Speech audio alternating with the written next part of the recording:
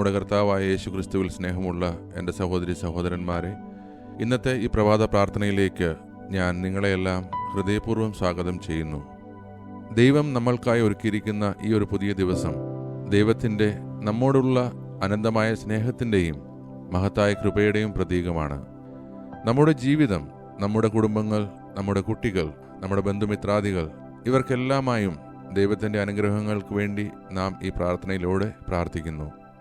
നമ്മുടെ ജീവിതത്തിലേക്ക് നാം തിരിഞ്ഞു നോക്കിയാൽ ദൈവത്തോട് നന്ദി പറയേണ്ടതിന് അനേകം കാരണങ്ങളുണ്ട്. നമ്മിൽ പലരും നമ്മുടെ ജീവിതത്തെക്കുറിച്ച് പരാതിപ്പെടാറുണ്ട്.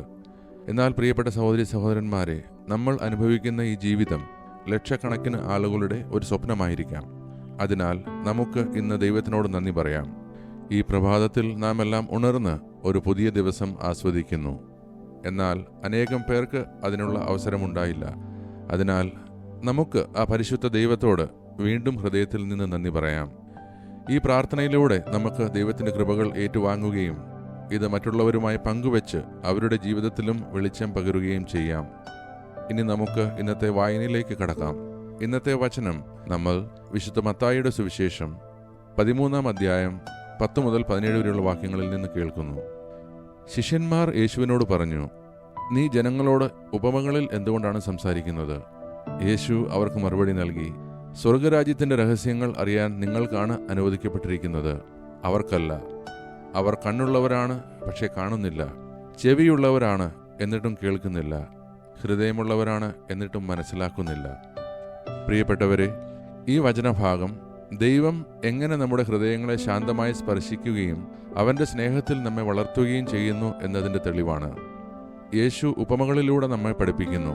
കാരണം ഓരോരുത്തരുടെയും ഹൃദയാവസ്ഥ അനുസരിച്ച് ദൈവം സംസാരിക്കുന്നു.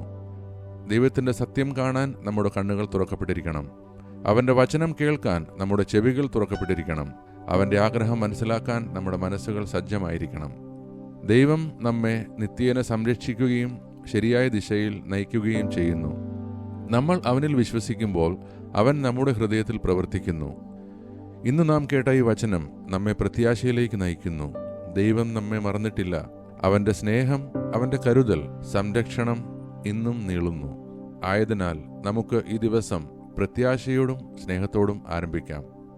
ഇനി നമുക്കെല്ലാവർക്കും ഒത്തുചേർന്ന് ഇന്നത്തെ ഈ ദിവസത്തിന് വേണ്ടി ദൈവത്തിന് നന്ദി പറയുകയും ദൈവത്തിൻ്റെ കൃപകൾക്കായി നമുക്ക് പ്രാർത്ഥിക്കുകയും ചെയ്യാം. സർവശക്തനായ ദൈവമേ, ഇന്നത്തെ പുതിയ ദിവസത്തിനും ഞങ്ങളുടെ ജീവിതത്തിനും നിനക്ക് നന്ദി. നിന്റെ സ്നേഹവും കൃപയും അതിവിശേഷമായ അനുഗ്രഹങ്ങളാണ്. ഇന്ന് ഞങ്ങൾ ഞങ്ങളുടെ കുടുംബങ്ങൾക്കും മക്കൾക്കും ഞങ്ങളുടെ ജീവിതത്തിൽ അങ്ങ് തന്ന എല്ലാ അനുഗ്രഹങ്ങൾക്കായും ഞങ്ങൾ അങ്ങേക്ക് നന്ദി പറയുന്നു. ശരീരത്തിലും മനസ്സിലും ആത്മാവിലും വേദന അനുഭവിക്കുന്ന എല്ലാവർക്കും വേണ്ടിയും പ്രാർത്ഥിക്കുന്നു. അവർക്കെല്ലാവർക്കും അങ്ങയുടെ പരിശുദ്ധമായ നാമത്തിൽ രോഗമുക്തിയും ആശ്വാസവും സമാധാനവും യാചിക്കുന്നു. അങ്ങിന്ന് ദുഃഖിതർക്ക് ആശ്വാസവും ഉപേക്ഷിതർക്ക് സ്നേഹവും പരാജിതർക്ക് പ്രത്യാശയും നൽകണമേ. ഞങ്ങൾ ലോകത്തിന് മുഴുവനും വേണ്ടി പ്രാർത്ഥിക്കുന്നു.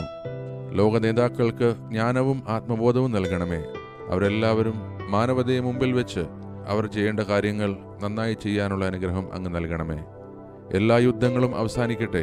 ഈ ലോകം മുഴുവൻ സമാധാനത്തിലേക്കും ഐക്യത്തിലേക്കും തിരിയട്ടെ.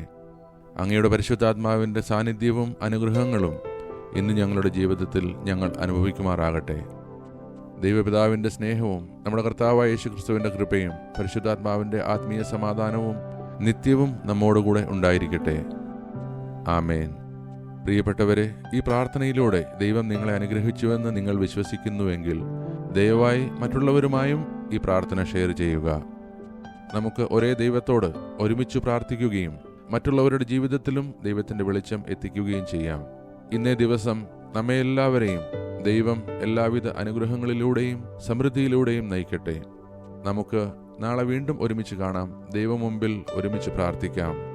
ദൈവം നമ്മളെയെല്ലാം സമൃദ്ധമായി അനുഗ്രഹിക്കട്ടെ.